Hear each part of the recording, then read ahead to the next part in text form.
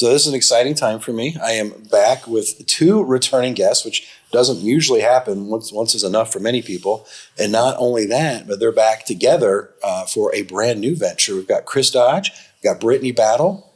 And Brittany, last time you were here was about social venture partners. That's right. Are you still doing that thing? Absolutely. Okay. So I love my day job. You're still helping the community through that. That's right. And we do it through storytelling and fundraising and building confidence. Fantastic. It's the best. Fantastic. And if you want to know more about that, we'll have it on our website. Really good interview with the Fast Pitch competition. I think this was about 2 years ago that we probably talked. That's right. And then, Khris, we talked about the Jazz Festival back in, I think the 2023 Jazz Festival was Jazz Fest. I'm sorry. Yeah, the Jazz Fest. The festival's not cool. It's the Jazz Fest. It technically is the Tucson Jazz Festival, but I like Jazz Fest. It has a nice ring to it. Yeah. Okay. Yeah. Well, I appreciate both of you coming back and enjoying this brand new studio that we've got here. Yeah, it's nice. But we're on to something new. You guys have partnered up and are taking the world by storm, according to my friend Enrique. Brittany came up to me and said, like, I got something burning inside me. I want to. I don't want to misquote you, but I want to find a way to express myself through music and art. And she came over, I played piano, and she started singing, and my mind was blown away. Wow. Like to hear someone sing in such raw talent and with such power and intention with what she was doing was really, really impressive to me. Well, what prompted the meeting? Did you guys know each other prior to this, or did you just seek him out? Rotary Club. So we know each other in Rotary Club. And I had seen him perform years ago and didn't realize it at the time, but I had been visualizing myself play with him, unbeknownst to Khris, for years. Did you just find that out? I'm just curious. Yeah, I don't know. Yeah, it's all right. Yeah. And so just wanted to be part of it somehow, someday. Didn't know how or what, but then through the course of heartbreak and going through things this year, realized I need to get this out and I don't know how. And took it to Khris. And he could have very easily brushed me off and said, I'm Khris Dodge, you guys. I don't have time for this. Who are you and why and what? But he did it. And that is why we're sitting here today. Wow. Yeah. The style of music is I'm assuming it's sort of a jazz feel to it. Yeah, it has what we presented this last time was jazzy and bluesy and kind of presentation, and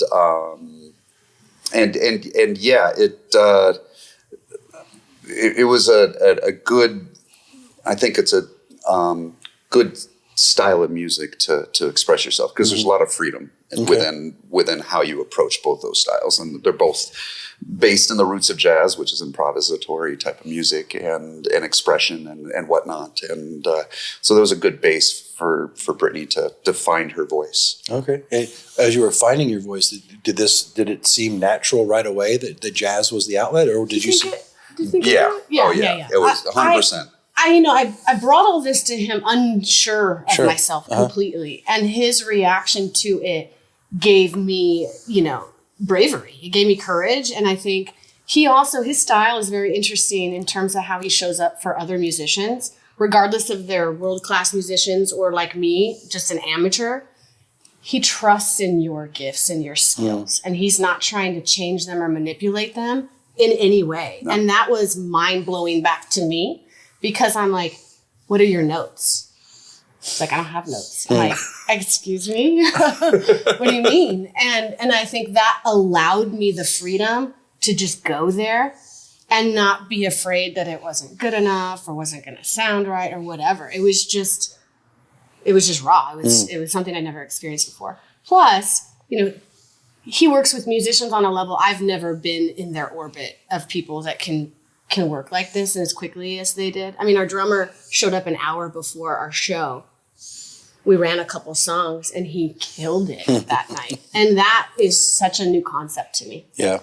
And Khris, you're involved. I mean, the jazz, but you're also involved with the Tucson Pops. And are you still teaching? No. No, okay. So, but you did teach for years. I taught for 24 years. Yeah, so I think that probably translates when you're working with some. Oh, for sure, right? And to that point, everybody has a value to what they want to express when they want to express it, and being that vessel to encourage that is very it's very heartwarming to me, and I think it's important that we all find our voices. And you had alluded before we went on air to like the amount of talent that's in Tucson from all different things, from arts to architecture to everything that encompasses what makes Tucson Tucson. And I wholeheartedly believe that there's so many folks, just like Brittany too, that are out there that are just budding with an amazing talent, and they want to get stuff out. And for us to find each other and to find that space to do that is just really wonderful. And then to Brittany's credit, she's like, if we're going to do this, let's figure out a way to help support the Jazz Festival, what we do. And I was just trying to cry in his, at his house and get it out. I didn't expect a show. I think it was just sort of the energy began to build on its own. And I had watched him give a presentation once about how the Jazz Festival is really an economic boost to downtown and to our whole community. And it drives, talent and engagement and helps do something. And I realized I want to be part of that. I want to do what he's done for me for other people. And so as we began to discuss it, and Enrique, of course, wanted to be part of it, we decided, why not give back to the Jazz Festival? Why not help make this show more important, meaningful, have an impact, give back, stimulate what we're trying to do and what we're about. So tell us about the show. What's happening with the show? Well, we did an initial show back here in November, and on February 14th, Brittany has 2 shows planned. One, a little more of a date night of jazz, and all this is going to be over at Arizona Theater Company in the lounge downstairs. It's a beautiful space, and Arizona Theater Company is a good partner with the Tucson Jazz Festival. And so a nice cabaret, like your general jazz cabaret, jazz lounge kind of setting. It's really nice. And I would imagine, we haven't picked the set list yet, but I would imagine it'll be a bunch of love songs, right? Love, and we're just going to serenade people and help them fall in love with music all over again or with each other, and just have just a classic jazz evening. Yeah. So I want to talk a little bit about the debut, because it was a sold-out show. It was really well received. And whose idea was it to show up in that car and well, one of my friends, Ray Rico, he's just a fabulous person, loves cars, and said, how are we going to promote this show? And this is new to me again, because my day job, I promote other people. I like to lift up other people. That's my thing, right? And so it was very uncomfortable for me to flip it.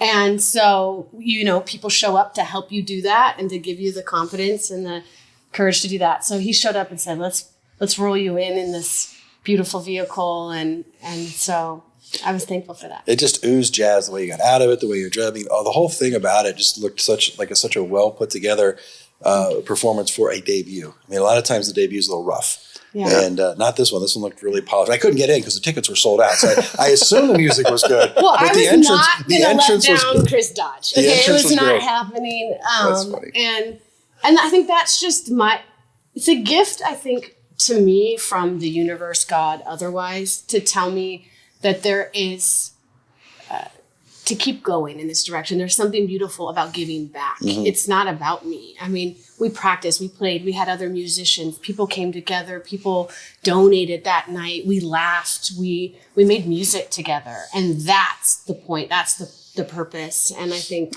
And that speaks volumes to the power of the arts and music in general, right? It has the ability to bring people together. And in the space where it brings people together, without a preconceived notion of what's going to happen as it. You don't know what's going to happen, but you know that perhaps the edges that might come in hard are going to get softened, and you know that you're going to receive something as a patron, and you know that you're going to give and receive as a performer, and that that magic energy between the audience and the performer create this unreal setting that we find that of expression and understanding of each other that doesn't happen in any other form that we have. You know? Does jazz lend itself a little bit more to that because of the improvisational style? I mean, it seems that there's less of a format sometimes with jazz. Yeah, I mean, there is a definite. It's not just like we have no idea what we're going to do, right? Sure. But so there is structure, but because we're not sitting down and reading every single note and playing every note as it has been thoroughly composed, that gives us the ability to interpret what we're hearing from our performer as we're offering our support. I told Brittany throughout the process, my job is to be a security blanket for you. And to create this wonderful bed for you to lie in or to sing on and to find a way to express yourself. And don't worry about if you have to do something the same way every time, we're going to be there for you. Right? There's a nice lesson that can be learned in that just through, just regular life skills to know that, hey, I got somebody that's going to be there for me. And we do that through music, and we can monitor and adjust what's going on throughout the whole entire process. Nice. And that's engaging to us as musicians because we're taking chances, and we're riding along this cool little path. We kind of know where we're going to end up, but sometimes you end up in a strawberry field, and sometimes you end up in a bed of daisies, and both are wonderful. Oh man! And Brittany, how about a creative outlet prior to this? Did this just explode this year, or has there been a sign of this for years? There's been a sign of it for years. I've those that have known me have by request asked me to do things, and those have been the outlet. I also always had an Easter party every year in which I would do a talent show, and it became well known because, like he said, everybody has a gift, everybody has a talent, and sometimes they're just yearning for a way to show it, and they don't know how, or they're scared. Yeah. You know how much fear was layered in holding me back, and he just came over and just chipped it all away. And what he had said earlier about, really letting the music form, that was a brand new concept to me as well. I thought my job was to come in and just hit my marks. Right. And he taught me that that's not the case at all. We're here to be your safety, your blanket. And that is a lesson beyond music that I needed to know, that we've got you no matter what you do. If you come in late or wrong, which I did. You did not. You did not. Do you see that?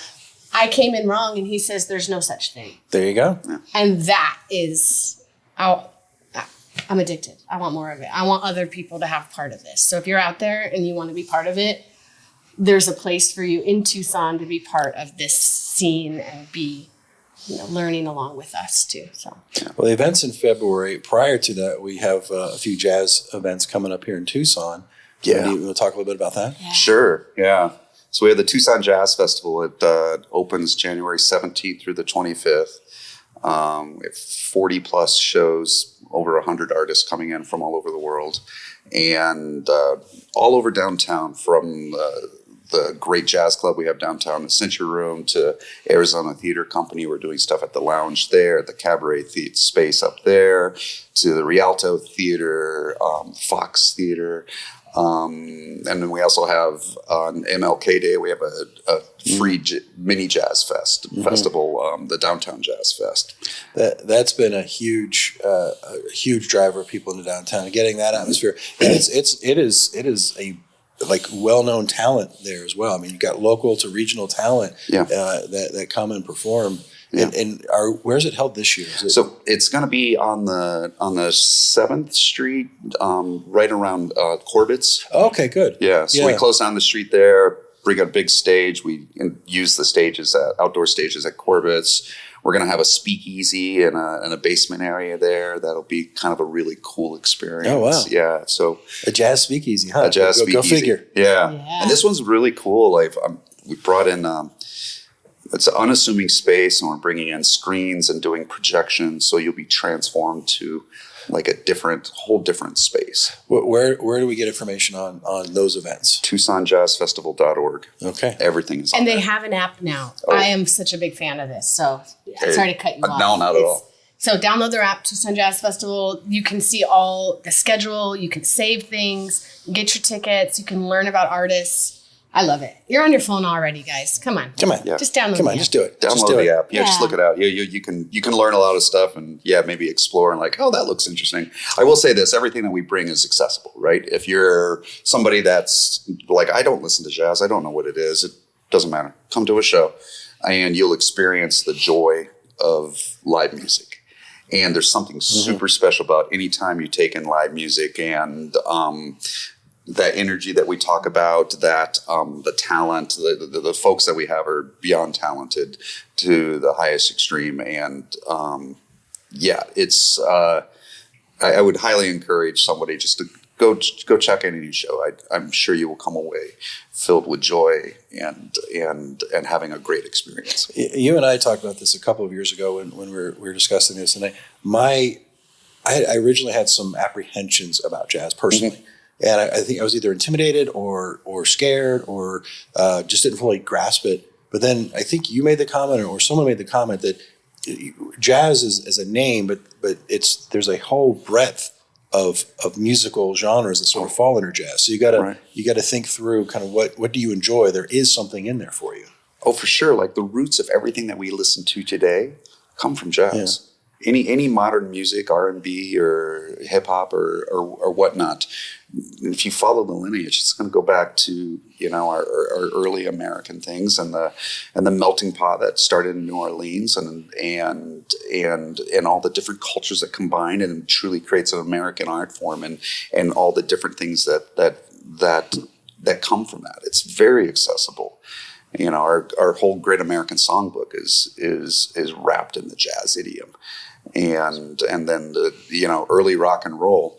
I could play you recordings of Ella Fitzgerald doing a song that she's doing a riff that ended up being ripped off by Bill Haley in the Comets. And strangely enough, she did the riff. Bill Haley and the Comets did it, and the common factor is they both had the same record producer, but she just did it 10 years ahead of them. And so I don't think it's just coincidence that, one of the earliest great early rock and roll songs was modeled off of one of the greatest talented jazz people ever, right? They're listening to each other and borrowing from each other. And I think I love that. Well, and now the jazz songbook has a new voice added to it. That's right. Yeah. And we're excited for that.